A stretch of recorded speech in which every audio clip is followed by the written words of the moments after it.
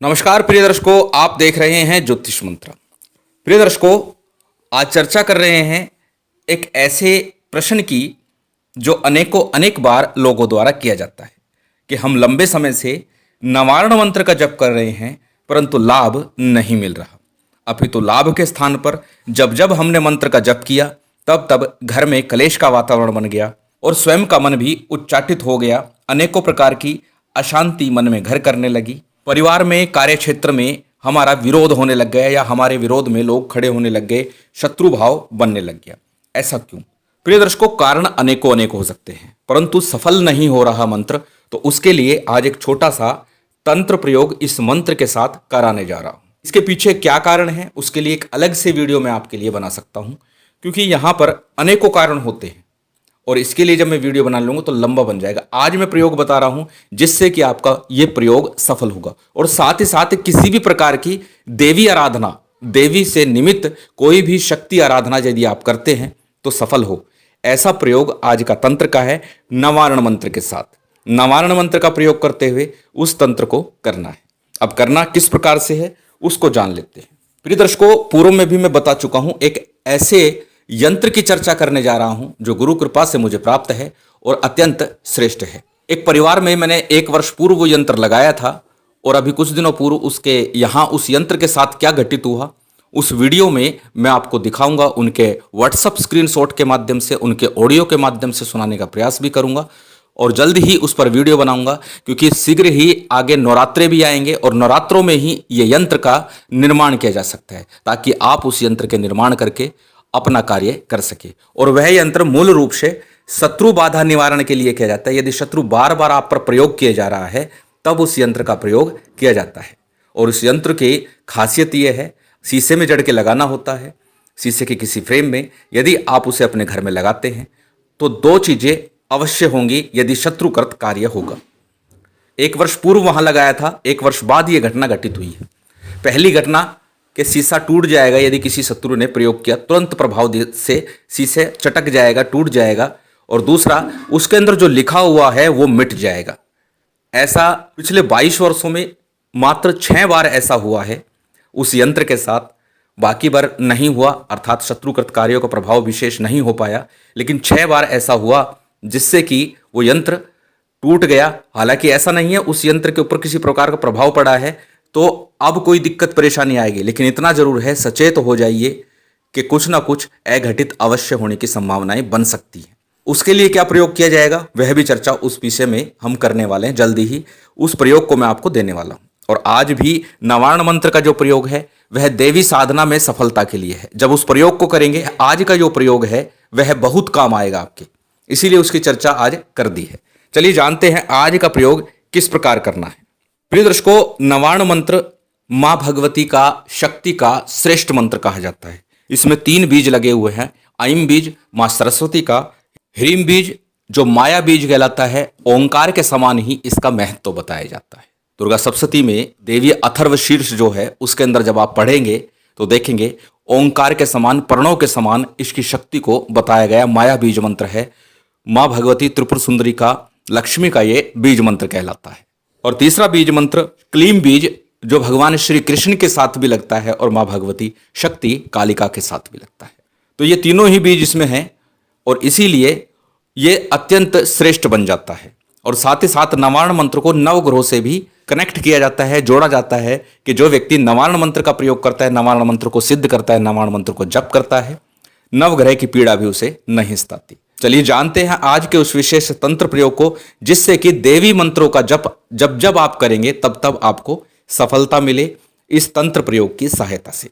छोटा सा है, एक ही दिन का प्रयोग है, दूसरे दिन का प्रयोग नहीं है और एक ही बार करना है। इसके बाद यदि आपका मन करे तो हर सिद्ध पर्व पर, नवरात्रि पर, दीपावली पर, होली पर एक बार आप कर ले, आवश्यकता नहीं है। करना चाहें करें, अन्यथा ना करें। एक बार आप अवश्य कीजिए। किसी शुभ योग सिद्ध मुहूर्त में इस प्रयोग को आप कर लीजिए। शुभ योग सिद्ध मुहूर्त के विषय में अनेकों बार कहता हूं कि मुहूर्त का बल मिल जाता है तो उससे साधना प्रयोग शीघ्र फलीभूत होती है। अब इसके लिए कौन सा शुभ योग सिद्ध मुहूर्त हो? अष्टमी तिथि, नवमी तिथि, चतुर्दशी तिथि, सोमवार, बुधवार, शुक्रवार का दिन हो। इन दिनों में कर सकते हैं, पूर्णिमा तिथि को भी प्रयोग कर सकते हैं और अमावस्या को भी कर सकते हैं। किसी भी दिन कर सकते हैं जिस दिन सिद्धि योग बनता हो, आपके नाम से चंद्रमा चौथे भाव, आठवें भाव और 12वें भाव में ना हो, तब आपको ये प्रयोग संपन्न करना है। अब इस प्रयोग के लिए किस प्रकार की सामग्री की आवश्यकता है, पहले इसकी चर्चा कर लेते हैं। 3 सामग्री मुख्य रूप से है। पहली सामग्री है घी का या तिल तेल का एक दीपक आपके पास होना चाहिए इस प्रयोग को करते समय। दूसरी सामग्री 1 हल्दी का टुकड़ा, छोटा सा टुकड़ा ही पर्याप्त है, 1 इंच का टुकड़ा हो पर्याप्त है, साबुत हल्दी का टुकड़ा हो। और तीसरी जो सामग्री है वह है एक कच्चा कोयला, कच्चा कोयला लकड़ी का बुझा हुआ कोयला। यहाँ हल्दी के रूप में हमने माँ भगवती का समर्पित किया गुटिका के रूप में, और कोयला वो भैरव गुटिका के रूप में प्रयोग किया जा रहा है। शक्ति और भैरव, जब भी देवी की आराधना करें, अक्सर बताता हूँ, बार बार ये बताता हूँ, और जब भी हर साधना में तो मैं बोलता हूँ भैरव जी का पूजन करना ही चाहिए। भैरव जी की पूजा के बिना देवी पूजा सफल नहीं होती। और यहाँ शक्ति और भैरव का एक तंत्र प्रयोग है जिसके कारण भविष्य में कोई भी पूजा पाठ करेंगे जो देवी संबंधी हो खास तौर से, वो जरूर सफल होगी। तो ये 3 सामग्री है। इसके साथ आपको एक जल पात्र चाहिए जो संकल्प इत्यादि शुद्धि आचमन हेतु होगा। इसके अतिरिक्त अन्य किसी सामग्री की आवश्यकता नहीं है, माला की आवश्यकता नहीं है किसी विशेष प्रकार की। सिर्फ समय बंधन है 15 से 20 मिनट, 30 मिनट, 35 मिनट, जितना अधिक कर सके उतना अच्छा। कम से कम 15 से 20 मिनट अवश्य कीजिएगा मंत्र का जप। चलिए अब जानते हैं किस प्रकार करना है। सबसे पहले शुभ योग सिद्ध मुहूर्त हो, उस दिन उत्तर की तरफ मुख करके आपको बैठना है।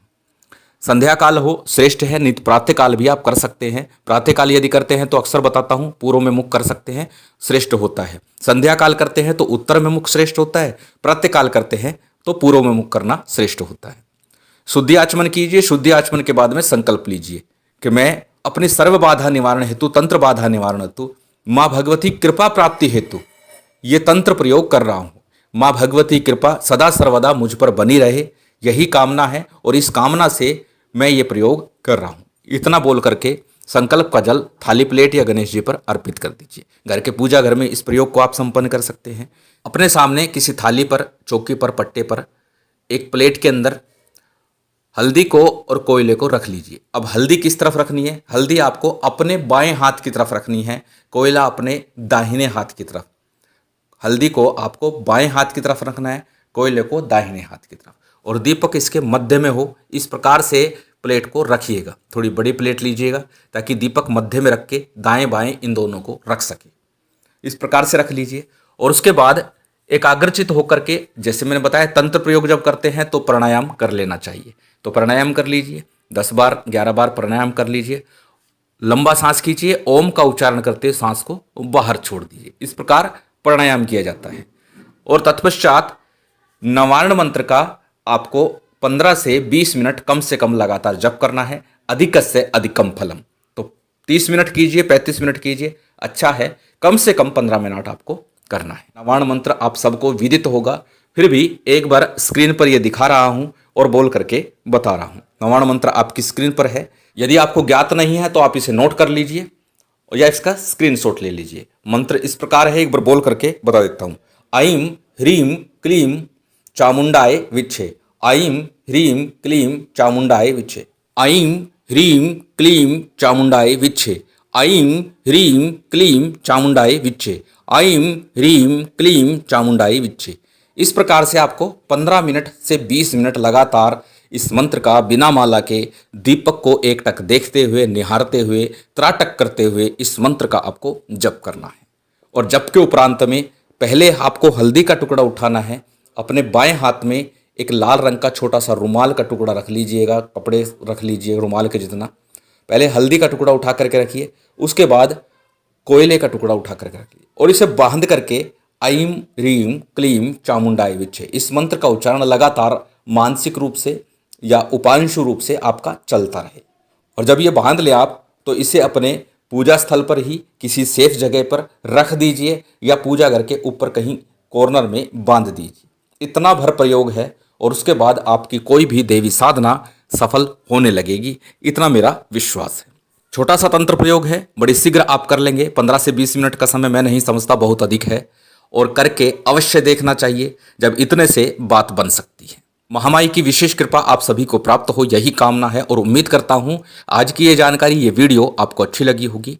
यदि अच्छी लगी हो तो कृपया लाइक कीजिएगा, शेयर कीजिएगा। यदि चैनल पर नए हैं तो सब्सक्राइब कर बेल आइकन बटन दबा दीजिएगा। जय माता दी, जय श्री राम।